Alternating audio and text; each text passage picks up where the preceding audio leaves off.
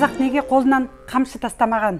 Қазақ халқы қамшыны тек қорғаныс құралы немесе өзін қорғайтын зат ретінде пайдаланбаған. Ол адамның тілі жетпейтін нәрсені жеткізе алатын қасиетті күші бар деп қастерлеген. Қамшы қазақ халқының шаруашылығы мен мәдени тұрмысында ең көп қолданатын құралдарының бірі. Олардың түрлері өте көп. Мысалы, бәйге қамшы, сүндет қамшы, көкпар қамшы, дойыр қамшы, неке қамшы және үкілі қамшы деген түрлері бар. Үкілі қамшы мифологиялық сана бойынша адамға көзге көрінбейтін қара күштерді жояды деген қасиеті бар. Сондықтан қазақ халқы қамшыны төріне іліп қойған. Қамшыға байланысты наным-сенім, ырымдар өте көп. Мысалы, келіннің бетін қоңыраулы қамшымен ашу деген салт жоралғымыз бар. Жаңа түскен келіннің бетін қоңыраулы үкілі қамшымен ашқан келін ол ағайын туысқа әділ болады. Одан туған ол ел басқарады, халық алдында беделді болады деген ырымдар бар. Қамшы сыйлау құрметтің белгісі. Мысалы, өзінен кіші адамдарға қамшыны сол қолмен ұстатса, қыз балаларға өрімінен, ал өзінен үлкен адамға осындай тобылғы қамшыны сыйлаған. Ал 50 жастан төмен адамдарға оларға тобылғы қамшы сыйласа, 50 жастан асқан адамдарға мынадай тұяқ қамшыны сыйлаған. Ал бақсы бар балгерлердің қамшысы саудаға салынбаған. Олар жын шайтанды қуатын қасиеті болғандықтан өте құнды және баға жоқ деп есептеген. Сондықтан бақсы балгерлердің қамшысын тек бата берген адамдарға ғана ризашылықпен ұсынған. Аяғы ауыр әйелдер жеңіл босансын деп төрге осы қамшыны іліп қойған. Қамшыны тек қару ретінде ғана пайдаланып қоймай, оны құрал ретінде де пайдаланған.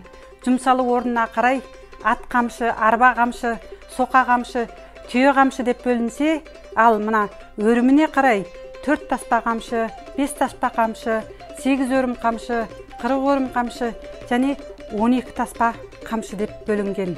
Қамшыны қолға алған жігіттер айбарлы және жігерлі көрінген.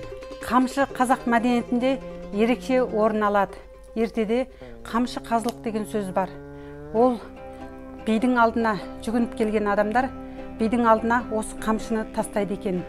Қамшы қазылық деген сөз ол дау-дамайды ұрыс қағыссыз бидің шешім арқылы шешейік деген мағынаны білдіреді. Қамшы ұстаған жігіттер олар айбарлы және жігерлі көрінеді. Қамшыны тобылғы, ырғай және еліктің сирағы сияқты заттардан жасайды.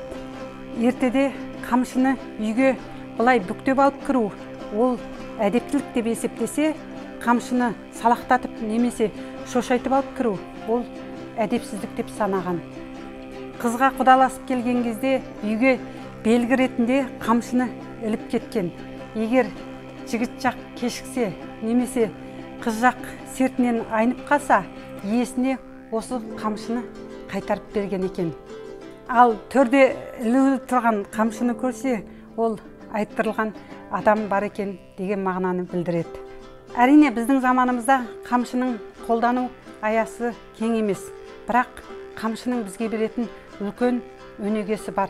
Ол қазақ салт дәстүрінің асыл қазыналарының бірі. Қамшы биліктің символы. Сондықтан ұл болсаң қолыңда, құл болсаң төбеңде ойнайды деген сөз бекер айтылмаса керек.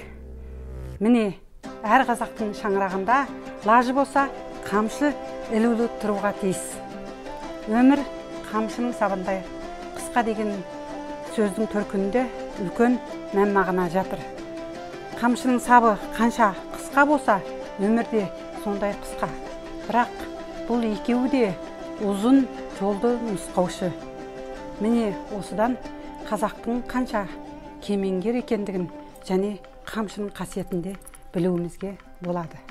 Бүгін мен сіздерге қамшының киелі қасиеттерін айтып бердім.